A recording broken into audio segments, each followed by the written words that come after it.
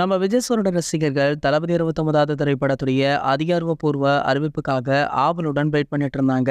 அண்மையில பாத்தீங்கன்னா வினோத் சார் இயக்கத்துல அனிருத் சாருடைய இசையில விஜய் சார் நடிக்கும் தளபதி 69வது படத்துடைய அதிகாரப்பூர்வ அறிவிப்புமே வெளியாச்சு. இந்த படத்தை பிரபல தெலுங்கு தயாரிப்பு நிறுவனமான கேவிஎன் மிக பிரம்மாண்டமாக தயாரிக்கிறாங்க.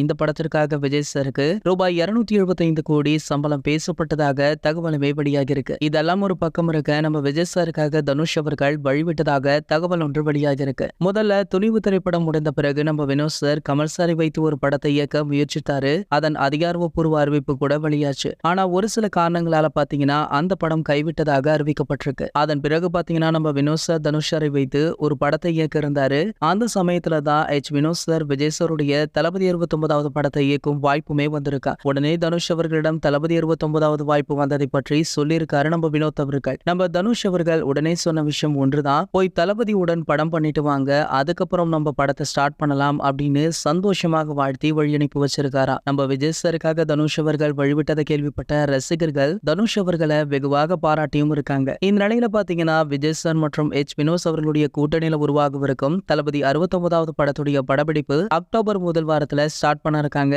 சோ இதனடுத்து அடுத்த ஆண்டு அக்டோபர் மாதம் தீபாவளி பண்டிகையை முன்னிட்டு இந்த படம் உலகம் முழுக்கவே வெளியாக போகுது அப்படின்ற அறிவிப்புமே வெளியிட்டு இருக்காங்க. இது போன்ற நம்ம தளபதியை பற்றி வெளியாகும் அனைத்து செய்திகளுமே நீங்கள் உடனே தெரிஞ்சுக்க நம்மளுடைய தளபதி டாக்கீஸ் அப்படின்ற நம்ம சேனலை சப்ஸ்கிரைப் பண்ணிக்கோங்க.